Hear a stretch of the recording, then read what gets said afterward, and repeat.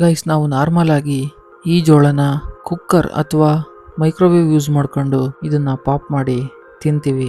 ಆದರೆ ಇವತ್ತು ನಾನೇನ್ ಮಾಡ್ತಿದ್ದೀನಿ ಅಂದ್ರೆ ಈ ಜೋಳನ ಒಂದು ಕ್ಯಾಂಡಲ್ ಇಂದ ಪಾಪ್ ಮಾಡ್ಬೋದಾ ನೋಡೋಣ. ಇವತ್ತಿನ ವಿಡಿಯೋದಲ್ಲಿ ಈ ಜೋಳ ಒಂದು ಕ್ಯಾಂಡಲ್ ಇಂದ ಪಾಪ್ ಮಾಡ್ಬೋದಾ ಇಲ್ವಾ ಅಂತ.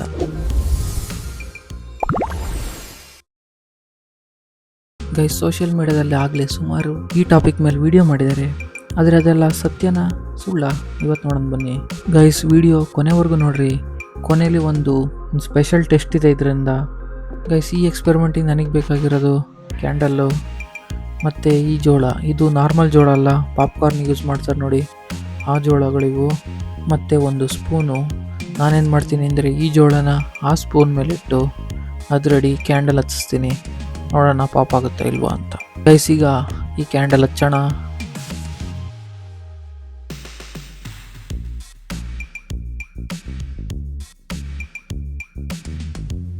ಗೈಸ್, ನಾನೀಗ ಒಂದೆರಡು ಕಾಳು ತಗೊಂತ ಇದ್ದೀನಿ. ಇದನ್ನೀಗ ಹೀಟ್ ಮಾಡೋಣ.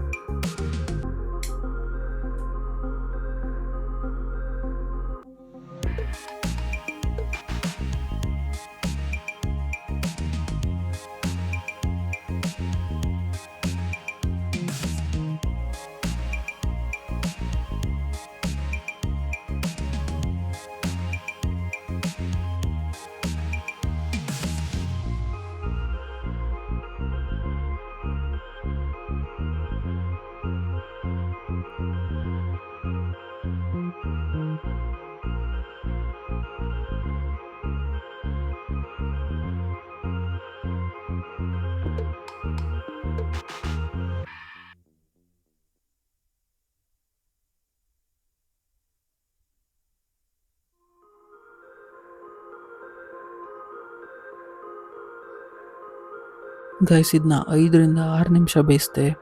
ಆದರೆ ಇದು ನೋಡ್ರಿ, ಎಲ್ಲ ಸುಟ್ಟೋಯ್ತು. ಆದರೆ ಪಾಪ್ ಅಂತೂ ಆಗಲಿಲ್ಲ. ಸೊ ಇಲ್ಲಿ ಏನಾಯ್ತು ಅಂದರೆ ಈ ಸ್ಪೂನು ತೆಳ್ಳಗಿರೋ ಕಾರಣಕ್ಕೆ ಆ ಬೆಂಕಿಯ ಹೀಟು ಜಾಸ್ತಿ ಈ ಕಾಳು ಮೇಲೆ ಬಂದಿದ್ದರಿಂದ ಅದು ಸುಟ್ಟೇ ಹೋಯಿತು. ಸೊ ಕುಕ್ಕರಲ್ಲಿ ಏನಾಗುತ್ತೆ ಅಂದರೆ ಅದು ತುಂಬಾ ತಿಕ್ಕಾಗಿರುತ್ತೆ.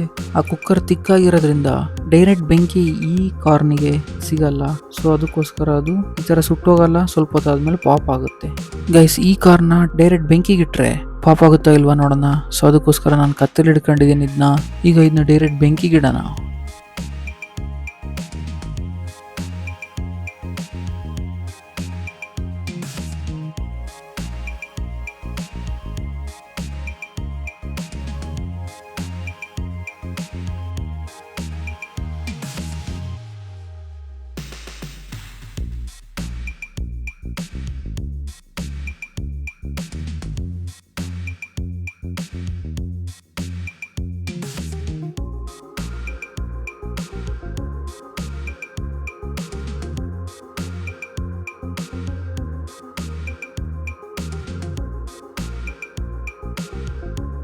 ಗೈಸ್, ಇದೇ ಬೂದಿ ಆಗೋಯ್ತು. ಗೈಸ್, ನಾನೇನು ಡೈರೆಕ್ಟ್ ಬೆಂಕಿಗಿಟ್ನಲ್ಲ, ಆ ಕಾಳಂತೂ ಪೂರ ಕರ್ಗೋಯ್ತು. ಕರಗಿ ಬೂದಿ ಆಗೋಯ್ತು. ಸೊ ಅದು ವರ್ಕ್ ಆಗಲಿಲ್ಲ. ಸೊ ಇದಕ್ಕೆ ಬೆಸ್ಟ್ ಕುಕ್ಕರಲ್ಲೇ ಕುಕ್ ಮಾಡಬೇಕು. ಸೊ ಅವಾಗ ಪಾಪ್ ಆಗುತ್ತೆ. ಗೈಸ್, ನಾನು ಸ್ಪೂನಲ್ಲಿ ಆ ಕಾಳುಗಳನ್ನ ಇಟ್ಟು ಬೇಯಿಸ್ಬೇಕಾದ್ರೆ ನೀವು ನೋಡಬೇಕಿತ್ತು, ಸ್ವಲ್ಪ ಕಾಳುಗಳು ಮೂವ್ ಆಗ್ತಿತ್ತು. ಅದಕ್ಕೇನು ಕಾರಣ ಗೊತ್ತಾ? ಸೊ ಈ ಕಾರ್ನೊಳಗೆ ಸ್ವಲ್ಪ ಮಾಯಿಶ್ಚರ್ ಇರುತ್ತೆ. ಸೊ ನಾವೇನು ಹೀಟ್ ಮಾಡ್ತೀವಲ್ಲ, ಆಗ ಆ ಮಾಯಿಶ್ಚರ್ ಎಲ್ಲ ಎವಾಪ್ರೇಟ್ ಆಗುತ್ತೆ. ಎವಾಪ್ರೇಟ್ ಆಗಿ ಆಗಿ ಆಗಿ ಪ್ರೆಷರ್ ಬಿಲ್ಡಪ್ ಆಗುತ್ತೆ ಆ ಕಾಳೊಳಗೆ. ಅದು ಒಂದು ಟೈಮಲ್ಲಿ ಏನಾಗುತ್ತೆ ಅಂದರೆ ಓವರ್ ಪ್ರೆಷರ್ ಆಗಿ ಸೊ ಹೊರಗಡೆ ಬರುತ್ತೆ. ಆ ಹೊರಗಡೆ ಬರೋತ್ತಿಗೆ ಏನಾಗುತ್ತೆ, ಪಾಪ್ಕಾರ್ನ್ ಆಗಿ ಅರಳ್ಕಾಣುತ್ತೆ. ಸೊ ಅದೇ ನಾವು ತಿನ್ನೋದು ಪಾಪ್ಕಾರ್ನ್. ಗೈಸ್, ಅದೇನು ಹೊರಗಡೆ ಔಟರ್ ಲೇಯರ್ ಇರುತ್ತಲ್ಲ ಕಾರ್ನಲ್ಲಿ, ಸೊ ಅದು ತುಂಬ ಒಂಥರ ಈ ವ್ಯಾಕ್ಯೂಮ್ ಸೀಲ್ಡ್ ಇದ್ದಂಗೆ, ಗಾಳಿನ ಹೊರಗಡೆ ಬಿಡೋದೇ ಇಲ್ಲ. ಸೊ ಒಂದು ಟೈಮಲ್ಲಿ ಏನಾಗುತ್ತೆ, ಪ್ರೆಷರ್ ಜಾಸ್ತಿ ಬಿಲ್ಡಪ್ ಆದಾಗ ಅದು ಬ್ರೇಕ್ ಆಗುತ್ತೆ. ಗೈಸ್, ಮಾರ್ಕೆಟಲ್ಲಿ ತುಂಬ ರೀತಿ ಕಾರ್ನ್ಗಳಿದೆ, ಬಟ್ ಈ ಒಂದು ವೆರೈಟಿ ಕಾರ್ನ್ ಮಾತ್ರ ಈ ಥರ ಪಾಪ್ ಆಗೋ ಕಾರಣ.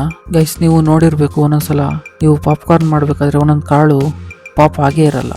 ಸೊ ಅದಕ್ಕೆ ಏನು ಕಾರಣ ಗೊತ್ತಾ, ಒಂದೊಂದು ಕಾಳಲ್ಲಿ ಮಾಯಿಶ್ಚರ್ ಲೆವೆಲ್ ತುಂಬ ಅಂದರೆ ತುಂಬಾ ಕಮ್ಮಿ ಇರುತ್ತೆ. ಸೊ ಅಂಥ ಕಾಳುಗಳು ಪಾಪ್ ಆಗೋದೇ ಇಲ್ಲ. ಗೈಸ್, ಇವತ್ತಿನ ವಿಡಿಯೋ ನಿಮಗೆ ಹೇಗೆ ಅನಿಸ್ತು ಕಮೆಂಟ್ ಸೆಕ್ಷನಲ್ಲಿ ತಿಳಿಸ್ರಿ. ಈ ವಿಡಿಯೋಗೊಂದು ಲೈಕ್ ಮಾಡಿರಿ, ತುಂಬ ಖುಷಿ ಆಗುತ್ತೆ. ಇನ್ನೂ ಇಂಥದ್ದು ಇಂಟ್ರೆಸ್ಟಿಂಗ್ ವೀಡಿಯೋಸ್ಗಾಗಿ ಚಾನಲ್ಗೆ ಸಬ್ಸ್ಕ್ರೈಬ್ ಮಾಡ್ಕೊಳ್ರಿ. ನೆಕ್ಸ್ಟ್ ವಿಡಿಯೋದಲ್ಲಿ ಸಿಗ್ತೀನಿ. ಅಲ್ಲಿ ತನಕ take care. By from detox.